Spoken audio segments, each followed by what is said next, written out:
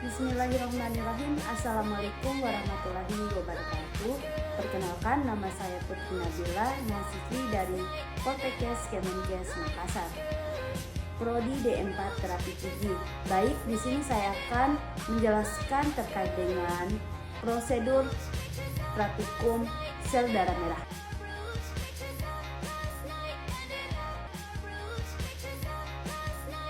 Alat-alat dan bahan-bahan yang digunakan, yang pertama kaca objek, yang kedua rak pewarna, yang ketiga lancet, yang keempat pipet tetes, yang kelima mikroskop. Bahan-bahannya adalah yang pertama kapas alkohol, metanol, larutan giemsa, air kram. Pengertian sel darah merah. Sel darah merah adalah salah satu bagian dari sel darah yang berbentuk cakrang dipangkak. Maksudnya memiliki dua sisi. Sisinya itu berdiameter kira-kira 7,8 mikrometer dengan ketebalan yang paling tebal yaitu 2,5 mikrometer. Dan pada bagian tengah 1 mikrometer atau kurang seperti itu. Baik, selanjutnya kita masuk pada fungsi sel darah merah. Jadi, fungsi sel darah merah ini dia bertanggung jawab untuk mengangkat oksigen dari bagian paru-paru ke seluruh tubuh. Jaringan tubuh kemudian akan menghasilkan energi dengan oksigen dan melepaskan limbah diidentifikasikan sebagai karbon dioksida. Lalu sel darah merah ini membawa limbah karbon dioksida ke paru-paru untuk dihembuskan. Jadi proses oksidasi. Kemudian oksigen diikat oleh darah, kemudian dari darah tadi di bagian paru-paru ada namanya alveolus. Bisa dilihat pada gambar di samping. Jadi alveolus tadi adalah tempat penukaran oksigen dengan karbon dioksida. Oksigennya diikat dengan darah, kemudian karbon dioksidanya dilepas. Kemudian sel darah merah ini berkembang di jaringan lunak tubuh, tepatnya di sumsum tulang bagian belakang, dan dilepaskan saliran darah setelah matang sepenuhnya. Biasanya proses ini memakan waktu sekitar 7 hari. Sel darah merah ini berwarna merah. Warna merah di dalam darah ini berasal dari kandungan protein yang disebut sebagai hemoglobin. Bisa dilihat pada gambar di samping.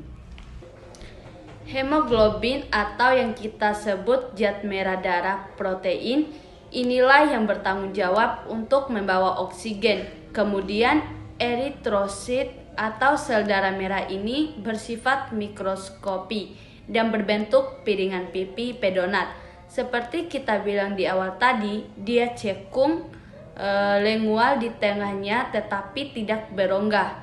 Sel darah merah juga tidak memiliki nukleus seperti sel darah putih. Dapat dilihat di samping contoh gambar sel darah merah. Oke, baik. Orang dewasa memiliki 2-3 kali 10 pangkat 13 eritrosit. Setiap waktu, wanita memiliki 5-5 juta eritrosit per mikroliter darah, dan pria memiliki 5-6 juta. Sedangkan orang yang tinggal di dataran tinggi yang melekar oksigen rendah, maka cenderung untuk memiliki sel darah merah yang lebih banyak, karena diperlukan untuk mengikat oksigen. Eritrosit terkandung di dalam darah dalam jumlah yang tinggi dibandingkan dengan partikel-partikel darah lain, seperti misalnya sel darah putih yang hanya memiliki sekitar 4.000 sampai 11.000 sel darah putih, dan platelet yang hanya memiliki 150.000 400.000 di setiap mikroliter darah manusia. Pada manusia, hemoglobin dalam sel darah mempunyai peran untuk mengantarkan lebih dari 98 oksigen ke seluruh tubuh, sedangkan sisanya terlarut pada plasma darah. Plasma darah. Plasma darah adalah di dalam darah yang membawa vitamin, mineral, dan zat-zat yang diperlukan oleh darah.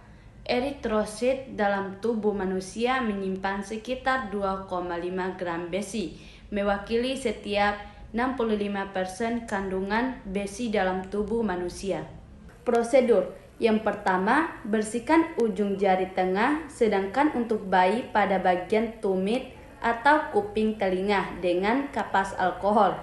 Yang kedua, tusuk ujung jari dengan lancet dan hapus tetesan pertama dengan kapas kering. Tetesan selanjutnya tumpung dengan sebuah kaca objek dengan bantuan kaca objek lain. Buat sediaan apu pipis sedemikian rupa sehingga diperoleh sediaan yang tipis dengan ujung seperti ujung lidah. Biarkan kering dengan kaca objek lain. Tumpung tetesan darah untuk sediaan darah tebal. Buat sekurang-kurangnya 2 tetesan dan lebarkan dengan kaca lain. Biarkan kering.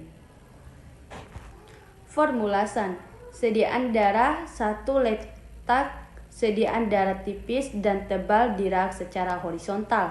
Sediaan darah tipis difiensasikan dengan alkohol kurang lebih setengah menit. Persediaan darah tebal dihemolisir dengan air sampai pucat dan kemudian disiram pakai air. Biarkan kering setelah dikasih tetesan. Diamkan kurang lebih selama 15-30 menit. Cuci dengan air, keringkan dengan cara meletakkan sediaan dengan posisi miring. Periksa di bawah mikroskop. Sebelumnya, sediaan diteteskan dengan minyak Emarfull. Video selengkapnya bisa dilihat. Di pembesaran ini, sel darah merah masih terlihat seperti butiran pasir kasar. Hal ini karena ukuran dari sel darah merah sendiri hanya beberapa mikrometer.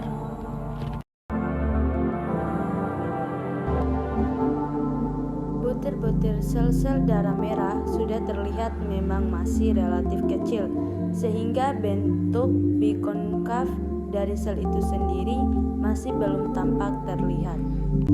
Sel-sel inilah yang beredar setiap hari di dalam tubuh kita, membawa oksigen, nutrisi, dan zat-zat yang diperlukan oleh tubuh kita.